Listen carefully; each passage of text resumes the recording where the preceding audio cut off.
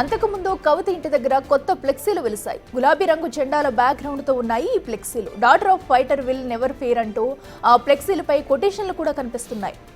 అయితే BRS party ఆనవాళ్లు లేకుండా తెలంగాణ బొగ్గు గని కార్మికుల సంఘం కండువాలో కవిత ఉన్నట్టు ఫ్లెక్సీలు తయారు చేయించారు.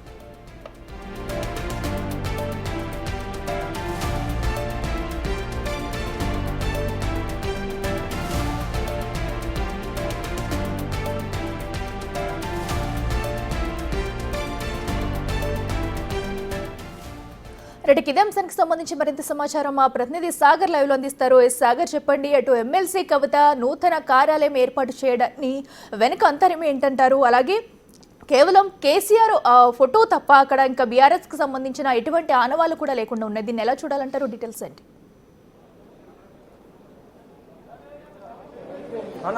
కొద్దిసేపటి క్రితమే బీఆర్ఎస్ ఎమ్మెల్సీ కల్వకుంట్ల కవిత జాగృతి కార్యాలయాన్ని ప్రారంభించారు. ప్రత్యేక పూజలు చేసిన భర్తతో కలిసి పక్కన ఉన్నటువంటి నివాసం నుంచి జాగృతి కార్యాలయానికి వచ్చి లోపల ప్రత్యేక పూజలు చేసి ఈ కార్యాలయాన్ని ప్రారంభించారు. మనం చూడొచ్చు కార్యాలయానికి సంబంధించినటువంటి మొదటి అంతస్తులో గ్రౌండ్ ఫ్లోర్ లో పూర్తిగా మీటింగ్ హాల్ లాగా మొదటి అంతస్తులో కవితకు సంబంధించినటువంటి ఒక ఆఫీస్ ఏర్పాటు చేసినట్లుగా కూడా తెలుస్తుంది. అయితే ఒకసారి మనం పరిశీలించవచ్చు. తెలంగాణ జాగృతి అనే లోగోకు ఇరువైపులా కేసీఆర్, ప్రొఫెసర్ జయశంకర్ సంబంధించినటువంటి ఇద్దరు ఫోటోలు మాత్రమే కొంత ప్రత్యేకంగా కనిపిస్తున్నాయి, కొంత ఆసక్తిగా కనిపిస్తున్న పరిస్థితి కనిపిస్తుంది.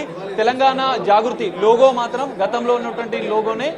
తెలంగాణ సంబంధించినటువంటి లోగోలో దీపం, తెలంగాణ రాష్ట్ర నమూనాతో పాటు అందులో ఒక దీపం, ఇది గతంలో ఉన్న లోగోని పోలిన విధంగానే ఉంది. సో దీనికి ఇరువైపులా తెలంగాణ తల్లి విగ్రహం, ఇటు అమరుల స్తూపం. కానీ కొత్తగా ఒక ట్యాగ్ లైన్ మాత్రం మనం చూడవచ్చు. తెలంగాణ జాగృతి ఇప్పటివరకు కొంత సాంస్కృతిక కార్యక్రమాలు, బతుకమ్మ లాంటి కార్యక్రమాలకు మాత్రమే పరిమితమైంది. కానీ ఇప్పుడు నా తెలంగాణ కోటి రతనాల వీణ అనే ప్రత్యేక ట్యాగ్ లైన్ ద్వారా కూడా తెలంగాణ జాగృతికి సంబంధించినటువంటి లోగోలో మనం చూడవచ్చు. దీంతో పాటుగా కార్యాలయంలో మనం ఒకసారి పరిశీలిస్తే తెలంగాణ తల్లి విగ్రహాన్ని కూడా ప్రత్యేకంగా ఏర్పాటు చేశారు. తెలంగాణ తల్లి విగ్రహాన్ని ఏర్పాటు చేశారు. ఎందుకంటే ఇప్పటికే రాష్ట్ర ప్రభుత్వం తెలంగాణ తల్లి విగ్రహాన్ని మార్చిన పరిస్థితి కూడా మనం చూసాం. కానీ ఇక్కడ తెలంగాణ తల్లి విగ్రహాన్ని ప్రత్యేకంగా ఏర్పాటు చేశారు. దీంతో పాటుగా ప్రొఫెసర్ జయశంకర్ సంబంధించిన విగ్రహంతో పాటుగా అంబేద్కర్, జ్యోతిబాపులే, మహాత్మా జ్యోతిబాపులే, సావిత్రిబాపులే, ఈ దాదాపు 4 విగ్రహాలు, దీంతో పాటుగా తెలంగాణ తల్లి విగ్రహాన్ని కూడా ప్రత్యేకంగా ఏర్పాటు చేసిన పరిస్థితి. మనం ఒక్కసారి పైన చూస్తే తండ్రి కూతురు కేసీఆర్ తో కవిత దిగినటువంటి ఒక ప్రత్యేక ఫోటోకు సంబంధించినటువంటి ఎల్ఈడి స్క్రీన్ ని మొదటి అంతస్తుకు వెళ్లే మార్గంలో ఏర్పాటు చేసిన పరిస్థితి కనిపిస్తుంది. ఇది ఒక స్పెషల్ అట్రాక్షన్ గా కూడా ఈ కార్యాలయంలో మనం చెప్పుకోవచ్చు. దీంతో పాటుగా అటువైపుగా చూసుకుంటే ఇటు మరోవైపు ఇదే సమావేశ మందిరానికి సంబంధించినటువంటి మీటింగ్ హాల్లో మెయిన్ ఎంట్రన్స్ లోనే ఒకవైపు కేసీఆర్ ఉన్న ఫోటోతో పాటుగా మరోవైపు కవిత ఉన్న ఫోటో, ఇది మొత్తం ఎంట్రన్స్ లో స్పెషల్ అట్రాక్షన్ గా కూడా ఈ కార్యాలయంలో ప్రత్యేకంగా మనకు కనిపిస్తుంది.